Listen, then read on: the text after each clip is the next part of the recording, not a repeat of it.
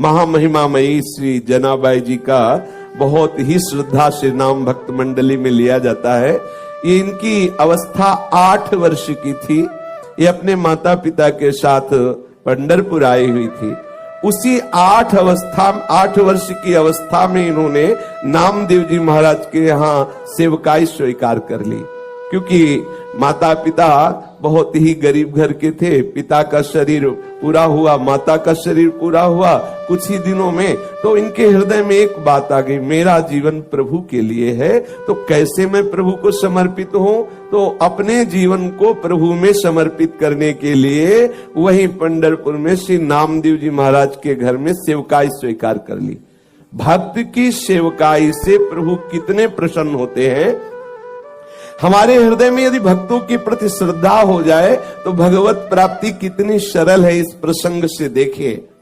श्री जनाबाई जी प्रायः संत सभा में नामदेव जी की दासी के रूप में प्रसिद्ध हुई है।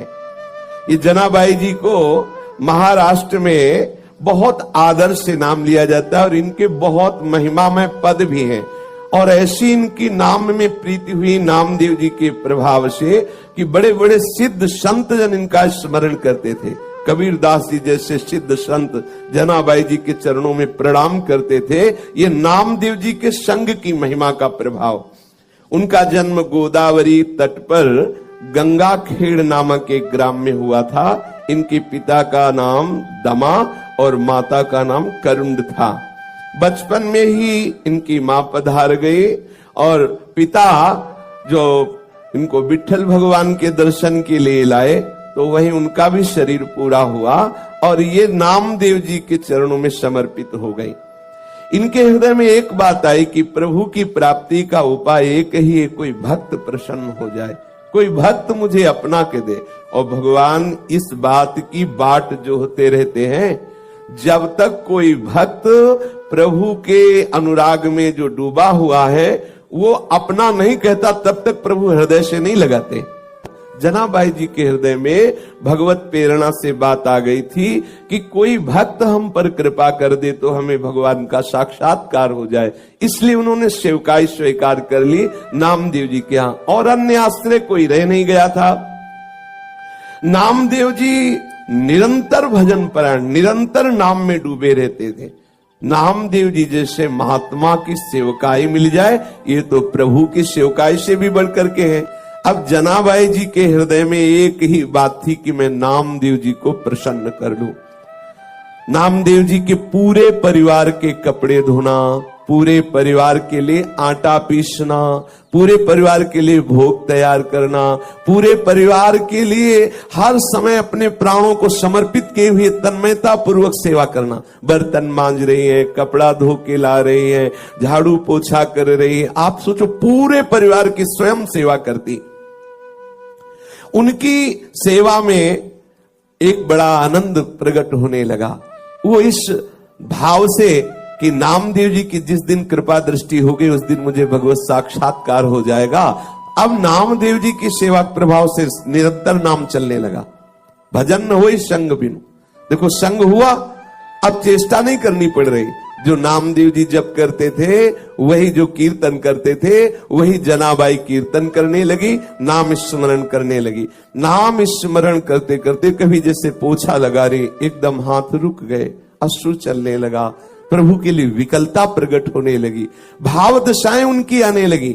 श्री जनाबाई जी के हृदय में विठल भगवान के प्रति प्रबल आसक्ति होने लगी। जब कभी सेवा से अवसर मिलता, मंदिर में जाती, ठाकुर जी को देखती ही रहती, और देखते देखते एकदम विकलता होती तो रोने लगती, एकदम आनंद बढ़ता तो नाचने लगती। ऐसी दशा जनाबाई जी की श्री नामदेव जी की सेवा से होने लगी। जनाबाई जी जब झाड़ू देती, बर्तन मांजती, कपड़े धोती, जल भरती, चक्की पीसती, ये सभी कार्य करते हुए सावधानी ये रखती कि सेवा में त्रुटि न हो और नाम विस्मरण न हो। ऐसे जनाबाई श्री नामदेव जी की सेवा में मगन रहने लगी। एक क्षण के लिए भी भगवत विस्मृति नहीं और सेवा में पूरी सावधानी की, कहीं सेवा में त्रुटि न हो जाए, कहीं हमारी जो अंदर की वृत्ति है वो इस तरह न डूब जाए कि सेवा छूट जाए। क्योंकि सेवा भक्त की प्रसन्नता के लिए, और भक्त की प्रसन्नता से हमारे विठ्ठल भगवान रीझ जाएंगे, ये हृदय में धारणा। और भगवान नाम का ऐसा प्रभाव हुआ कि अब उनके आंसू नहीं रुकते। सोहनी लगा रहे, अश्रु प्रवाह हो रहा, बर्तन मांज रहे, अश्रु प्रवाह हो रहा। देखो कैसी कृपा हुई भक्त संग की, जिसकी बड़े बड़े साधु जन, उपासक जन आकांक्षा करते, वो जनाबाई को प्राप्त हो रहा है। वो कभी रोते रोते सेवा करते करते एकदम व्याकुल हो जाती, हा विठ्ठल, हा विठ्ठल, हा पांडुरंगा, ऐसे पुकार पड़ती। प्रभु के लिए प्रत्येक चेष्टा करने वाले के हृदय में विकलता आ ही जाती है। जहां थोड़ी चेष्टाएं प्रभु के लिए है और थोड़ी चेष्टाएं स्वसुख वांछा की है, उपासक है, लेकिन ये व्याकुलता नहीं आएगी। जैसे प्रश्न होता है कि हम प्रभु के लिए कब व्याकुल होंगे, तो पकड़ो ये बात, जो भी आप सेवा, चेष्टा, व्यापार, नौकरी, व्यवहार जो भी करते हैं वो प्रभु की प्रसन्नता के लिए सांगोपांग करें, और सावधानी ये रहे कि अंदर से भगवत स्मृति का तार ना टूटने पावे। फिर आप देखना सेवा करते करते व्याकुलता आने लगेगी, आप विकल होकर बीच में एकदम पुकार उठेंगे, हा प्रभु कब मिलोगे। ये व्याकुलता तभी आती है। अपने लोगों को क्या है, थोड़ी देर तो भजन साधन करते हैं, इसके बाद स्वसुख वांछा की चेष्टा करते हैं। आप देख लेना, अपने सुख की, शरीर सुख की, इंद्रिय सुख की चेष्टाएं जो करते, वही व्याकुलता नहीं होने देती। अब एकादशी के दिन नामदेव जी के यहाँ रात्रि में भक्त मंडली एकत्रित होती और कीर्तन करती।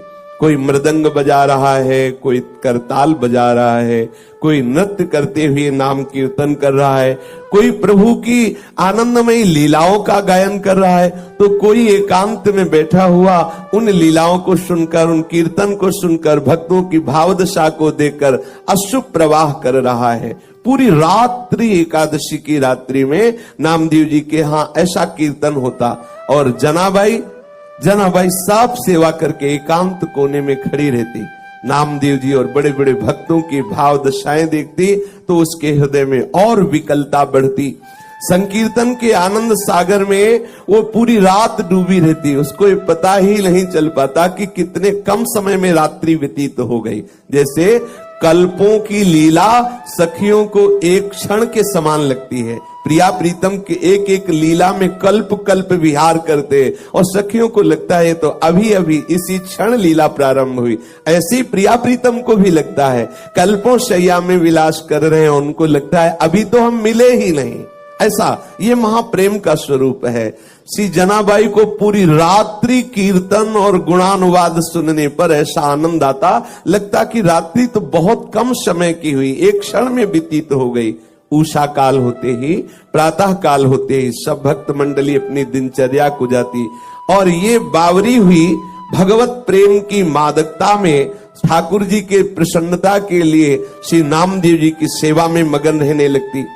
अब इनको आज लगा कि अरे आज तो सूर्यदेव उदय हो गए, सब भक्तजन चले गए और मुझे तो होश ही नहीं रहा, ये तो बहुत बड़ी त्रुटि हो गई।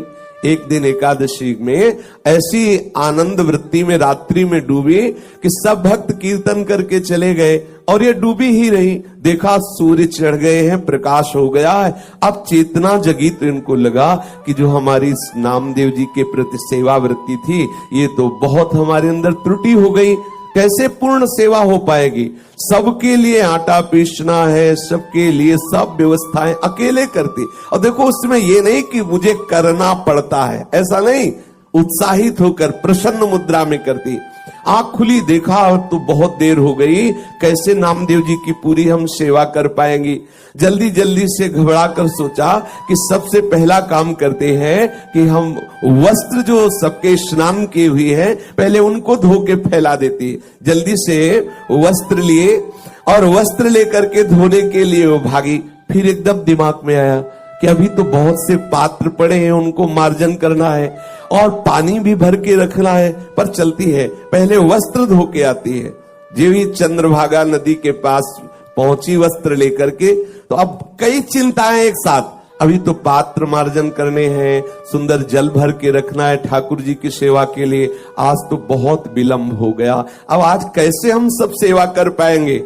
इतना मन में सोच रही थी कि इतने में देखा कि एक वृद्धा मैया आई और कहा कि जनाबाई तू चिंता क्यों कर रही है, सुन तू और जाके कार्य कर, मैं यहाँ तेरे कपड़े जो ये सब नामदेव जी के परिवार के वस्त्र है ना, ये मैं धो देती हूँ। उन्होंने कहा नहीं नहीं आप क्यों करेंगे, आपका शरीर। बोले नहीं, सच्ची सफाई धुलाई तो हम करना जानती, पूरा जीवन हो गया, पूरा जीवन हो गया। जिसके वस्त्र को हम धुलते दोबारा वो मलिन नहीं होते हैं। और देखो तुम तो अभी नई अवस्था तुम्हारी हो, मेरा जीवन हो गया ये धुलते हुए। सच्ची धुलाई का कार्य हम जानते हैं। समझ नहीं पाई जनाबाई। जनाबाई ने कहा मेरे स्वामी की सेवा में आज बड़ी गड़बड़ी हो गई, क्योंकि मैं ऐसी भूल में पड़ गई कि सेवा छूट गई। भूल का तात्पर्य इतना आनंद में डूब गई। बुढ़िया ने प्रेम से कहा तू चिंता मत कर, देखना तू वैसे कपड़े साफ नहीं कर सकती जैसे मैं करूंगी।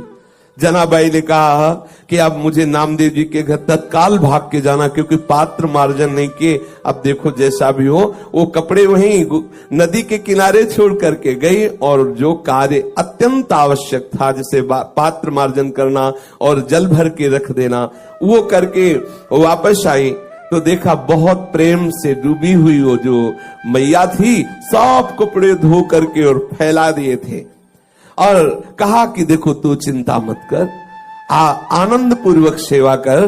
बहुत बहुत आनंद का ये विषय है जो तेरे अंदर ये चिंता चलती रहती है भक्त को सुख पहुंचाने की। तो उन्होंने देखा कि सारे के सारे कपड़े एकदम स्वच्छ। जनाबाई ने हाथ जोड़ करके कहा कि आप जैसी उदार तो मुझे जीवन में देखने को नहीं मिली। हमारा तुम्हारा कोई परिचय नहीं, कोई स्वार्थ भावना नहीं, और आप इतने ढेर सारे सब कपड़े धो दिए। तो आप तो हमें लगता है ईश्वर स्वरूप ही है, प्रभु स्वरूप ही है, और हमें तो ऐसा लगता है कि हमारे विठल ने कृपा करके तुम्हें भेजा है। पर इतना नहीं सोच पाए कि विठल ही इस रूप में आए हैं। मैं आपका बहुत आभार मानती हूँ। तो मैया ने कहा आभार की कौन सी बात है, मैं तो तुम्हारी ही हूँ, मैं अपनों से आभार थोड़ी प्रकट करती है, मैं तो आपकी ही हूँ, आप ऐसी चिंता क्यों करती है। ऐसा करके मुस्कुराते हुए वो वृद्धा माई वहां से चली और कहा कभी भी आवश्यकता हो तो मेरी याद कर लेना, आप जो ही याद करोगी मैं उपस्थित हो जाऊंगी तुम्हारी सेवा के लिए। जनाबाई जी भाव में डूब गई, क्योंकि उस वृद्धा की मुस्कुराहट ने इनके हृदय में आनंद का वर्धन किया। इनको थोड़ी देर के लिए अंतर्मुख में इतना डुबा दिया उस मुस्कुराहट ने, पूछो मत। फिर चेतना आई और सोचा कि मैंने तो पूछा नहीं कि तुम कहाँ रहती हो, तुम्हारा क्या नाम है। जब तुम कह रही हो कि कभी कार्य पड़े तो बुला लेना, तो तुम रहती कहाँ हो, तुम्हारा नाम क्या है। आसपास देखा तो वृद्धा दिखाई नहीं दी, थोड़ा दौड़ करके आसपास और देखा और नहीं दिखाई दी। अब तो हृदय में विकलता हुई कि शरीर को इतना यौवन का भी नहीं था कि वो हवा की तरह भाग जाए। वृद्ध थी, आखिरकार कहाँ चली गई और कौन हो सकती है। जनाबाई उस सब कपड़े लेकर के घर पहुंची और हृदय बड़ा व्याकुल था कि आखिरकार वो वृद्धा थी कौन और कैसा जादू कर गई वो अपनी मुस्कुराहट से वृद्धा की मेरा चित्त बार बार उसी का चिंतन कर रहा है। जनाबाई गदगद कंठ से नामदेव जी के समीप गई और पूरी घटना सुनाई कि आज ऐसा ऐसा हुआ। नामदेव जी ने तत्काल जनाबाई जी से कहा रे और कोई नहीं था, वो तो विठल थे, कोई दूसरा नहीं था, वो तो विठल थे, ये तो विठल थे, तेरे को बड़भाग्नी बनाने के लिए आए। लेकिन अरे इतना विठल प्यार करते हैं तेरे से कि सब कपड़े धो दिए। उनको भी संकोच हुआ कि कपड़े तो हमारे ही सब थे। देखो आराध्य देव ने अपने सेवक के कपड़े प्रक्षालन किए, कैसी भक्ति का महामहिमा में स्वरूप है। सी नामदेव जी ने कहा जनाबाई तेरे तो अहोभाग्य, कैसी तेरे ऊपर ठाकुर की अनुग्रह वृष्टि हुई, तू समझ नहीं पाई। अब तो जनाबाई के हृदय में और प्रणय कोप बढ़ गया। अच्छा आए भी तो ऐसे छलिया रूपरेख और ऐसे अपने पास भी आते, पक्का समझ लेना वो किसी न किसी रूप से अपने अनुरागी जनों से मिलते हैं, अपने लोगों को एक ही दृष्टि रखनी चाहिए कि कहीं ये प्रभु इस रूप में तो नहीं आ गए। हर समय सावधान रहना। हमारे सदगुरुदेव भगवान कहते हैं कि प्रभु के शरणागत जन जो हैं, जो प्रभु में अपना संपूर्ण समर्पण किए हैं, प्रभु रोज उनसे मिलते हैं।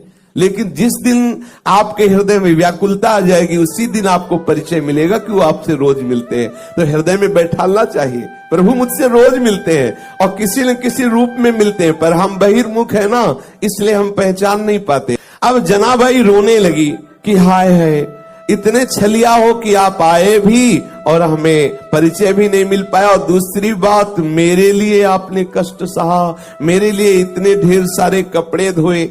अब तो और हृदय में प्रेम की विकलता बढ़ने लगी। प्रभु सदैव अपने भक्त के पीछे पीछे डोलते हैं। जो परम स्वतंत्र ईश्वर है, उनको भी अगर कोई बांध सका, उनको परतंत्र कर सका, तो ये भक्त जन है। अहम भक्त पराधीनो। अब तो प्रेम पीड़ा में विकल होकर के जनाबाई सेवा करने लगी। स्वयं मूर्तिमान होकर के प्रभु जनाबाई जी के साथ चक्की पीसते आकर के। एक बार नहीं, बहुत सेवाएं। जनाबाई जी प्रेम में मगन होकर सोहनी लगा रही है, कूड़ा का ढेर लगाया, और जब कूड़ा भरने के लिए आई तो देखा टोकरी में लिए हुए प्रभु कूड़ा भर रहे हैं। अब बुढ़िया के रूप में नहीं आते, अब साक्षात विट्ठल के रूप में आते। अगर जनाबाई नामदेव जी के यहाँ उनको सुख पहुंचाने के लिए, उनको भोग बनाने के लिए आटा पीस रही चक्की में, तो चक्की में आटा पीसते हुए कभी कभी वो पद गाते हुए भाव में डूब जाती, तो चक्की रुक जाती, तो ठाकुर जी बैठ के चक्की पीसते। जनाबाई पद गायन करते हुए डूबी हुई है, और क्योंकि सेवा में त्रुटि न हो, इसलिए ठाकुर जी समीप आकर के चक्की पीसने लगते। जनाबाई का अभंग सुनते रहते और जनाबाई जी प्रेम में मगन होती। सी जनाबाई जी घर में सोहनी लगा रही तो कचरा उठाते साक्षात विट्ठल भगवान। अपनी टोकरी को सर पे रखे हुए पीछे पीछे जनाबाई के डोलते, जहां जाओ झाड़ करके कूड़ा एकत्रित करती, सोहनी लगा के ठाकुर जी कूड़ा भरते। कैसी भक्ति की अद्भुत महिमा! भक्त की भक्ति से कैसे प्रभु अधीन हो जाते हैं। आहा! और बार बार विट्ठल जी यही कहते जनाबाई जी से कि मैं तुम्हारा ऋणी हूं। जनी मेहड़े बिठो बाला, काय उतराई हो तुला। मैं कैसे तुमसे उऋण हो सकता हूं जनाबाई, तुम मेरे भक्त नामदेव जी की सेवा करते हो, मैं तुम्हारा ऋणी हूं। मैं तुम्हारा ये ऋण कैसे चुकाऊं, ये मुझे बता दो। कैसी अधीनता स्वीकार किए हुए है। जनाबाई अगर धान ओखली में कूट रही है तो प्रभु सामने खड़े मुस्कुरा रहे। अब बताओ, ऐसी सेवा करनी पड़े तो क्या परेशानी। धान कूट रही, सामने विट्ठल खड़े मुस्कुरा रहे। चक्की पीस रही, भाव में डूब रही, ठाकुर जी चक्की पीस रहे। वो सोहनी लगा रही तो ठाकुर जी कूड़ा भर करके टोकरी अपने माथे पे रखे। जानती हो ये कैसे हुआ? ये हुआ भक्त की आराधना से, नामदेव जी की कृपा से। इसीलिए लिखा दासी जनी। जब मैं नामदेव जी की दासी बनी, उनकी सेवा की, तो मैंने देख पाया कि द्वैत दूसरा कोई है नहीं, एकमात्र मेरा विट्ठल चराचर में व्याप्त है। संपूर्ण कलाओं से युक्त जो श्री कृष्ण है, वो सदैव मेरे सहयोग में है, मेरी सेवा में मेरे समीप है। ये मैं नामदेव जी की दासता से जान पाई। दासी जनी पाहे डोलाम, प्रभु मेरे पीछे पीछे डोल रहा है केवल नामदेव जी की दासता के कारण। एक दिन श्री विट्ठल भगवान के गले का जो बहुत महंगा हीरो से जटित पदक आभूषण था, ग्रीवा का, वो चोरी हो गया। और मंदिर में जनाबाई जी सेवा हेतु जाया ही करती थी, तो ऐसी कुछ लीला बनी कि सबको संदेह हो गया जो वहां मंदिर में सेवा में थे कि और कोई नहीं, जनाबाई जी ने ही वो रत्न पदक जो ग्रीवा का आभूषण है वो चोरी कर लिया। अब तो ये बात फैलने लगी। ये ऐसी लीलाएं प्रतिकूलता की होती हैं भक्तों के जीवन में। जनाबाई को ये सब वहां के जन कलंकित करने लगे कि ये बंती तो बहुत भक्ता है, लेकिन देखो ठाकुर जी का जो ग्रीवा का आभूषण है, रत्न पदक, इसने चुरा लिया। जनाबाई जी को जब सभा में बुलाया गया और कहा कि तुमने वो चुराया है क्या? तो जनाबाई ने कहा कि मेरे प्राण धन श्री विठल भगवान है, मैं उनको सुख पहुंचाने के लिए मैं उनका ये हार क्यों चुराऊं? वही मेरे हैं, तो हार चुराने की जरूरत क्या है? लेकिन भक्त की भावना को तो कोई भक्त ही समझ सकता है। तब उन्होंने कहा, मैं शपथ खा के कहती हूं कि मैंने ये रत्न का आभूषण नहीं चुराया है, पर प्रभु की ही ऐसी लीला थी। किसी ने जनाबाई की बात पर विश्वास नहीं किया और बात राजा तक पहुंची, और ये बात इतनी जोर कसी कि राजा को निर्णय करना पड़ा कि जनाबाई को शूली की सजा दे दी जाए, क्योंकि इसने रत्न का, ठाकुर जी का जो हार है वो चुराया है। अब चंद्रभागा नदी के तट पर शूली की व्यवस्था की गई और जनाबाई जी को ले जाया गया। हर भक्त के जीवन में आता है, देखो अगर आपका यश होगा और जयमाला पड़ेगी तो साथ में ये भी व्यवस्था होगी, होती है, ठाकुर जी की तरफ से होती है, तैयार रहना। ये व्यवस्था होती है, सब महापुरुषों के जीवन में होती है। कई दिन हो गए माधवदास बाबा ने ना तो समुद्र में स्नान किया, ना कुटिया से बाहर निकले, ना भिक्षा मांगी, केवल ठाकुर जी के ध्यान में मगन है। जगन्नाथ जी को नहीं रहा गया, अपने भोग की थाल आप स्वयं सरकार ले जाते हैं। पीछे भजन में कोई विघ्न ना पड़े इसलिए पीठ करके दरवाजे की तरफ बैठे, दीवाल की तरफ मुख किए हुए हैं। पीछे से ठाकुर जी ने कहा कि बाबा ये भोग की थाल रखी है, प्रसाद पालो। बोले रख दो, जब हमें भजन पूरा हो जाएगा तो पालेंगे, फिर थाल ले जाना। अब उन्होंने विचार किया कि जब ठाकुर जी ने प्रसाद भेजा है, क्योंकि हम तो किसी से याचना नहीं की, तो भगवान ने ही प्रेरणा करके भेजा होगा। भजन पूरा किया, उठे, प्रसाद पाया और समुद्र से थाल धोकर अपनी कुटिया के पास ऐसे रख दिया। अब वहां ये हुआ कि ठाकुर जी की थाल गायब हो गई। कुछ ने बताया कि वो तो माधवदास बाबा की कुटिया के बाहर देखा है। अब वहां से पार्षद आए। अब थोड़ा विचार करो, अगर कहीं खुले में भोग लगा होता तो संशय हो सकता है कि कोई ले जा सकता है। अच्छा, ले भी जाएगा तो वो कुटिया के बाहर क्यों रखेगा? वो तो उसको एकांत में चुरा के रखेगा, वो तो धो के बाहर रखे। किसी ने नहीं ये बात समझी, खूब पिटाई हुई। अगर ये 56 भोग भी पवाते हैं तो बाहर से थप्पड़ भी पवाते हैं। दोनों के लिए थोड़ा तैयार रहना चाहिए। ठाकुर बड़े लीला बिहारी हैं। अब सूली की सजा निश्चित कर दी गई जनाबाई जी के लिए।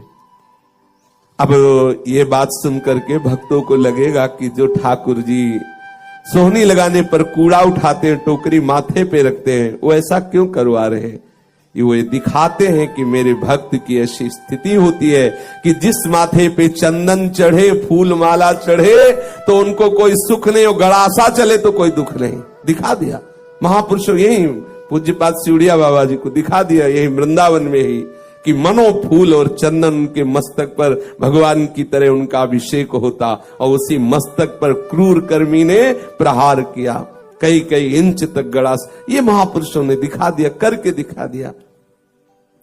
अब सूली पर चढ़ाने के लिए उनको बांध करके जनाबाई के हाथ ले जाया गया चंद्रभागा नदी के तट पर। जब जनाबाई ने देखा बस सूली पे चढ़ाया ही जा रहा है, तो बस हृदय से की बहुत बढ़िया, जैसे विठ्ठल आपकी इच्छा, और बस विठ्ठल विठ्ठल विठ्ठल विठ्ठल विठ्ठल। जैसे जैसे वो बोलती विठ्ठल विठ्ठल, वैसे सूली पिघलती जाती। जैसे मोम को आंच लगा दे तो पिघलती चली जाए, ऐसे वो आंख मूंदे। वो ये नहीं चाह रही थी कि सूली पिघले, वो तो इसलिए विठ्ठल विठ्ठल पुकार रही थी कि अब शरीर का अंत है और मैं विठ्ठल की दिव्य सेवा में जा रही हूं, इसलिए विठ्ठल विठ्ठल। जैसे ही बोलती विठ्ठल विठ्ठल विठ्ठल, वो सूली गलती चली जाती और पानी की तरह पिघल गई। सूली नाम की वहां कोई चीजें नजर नहीं आई। सब आश्चर्यचकित हो गए जो राज दरबार के सैनिक थे। जनाबाई को सबने प्रणाम किया, सबने क्षमा मांगी कि गलती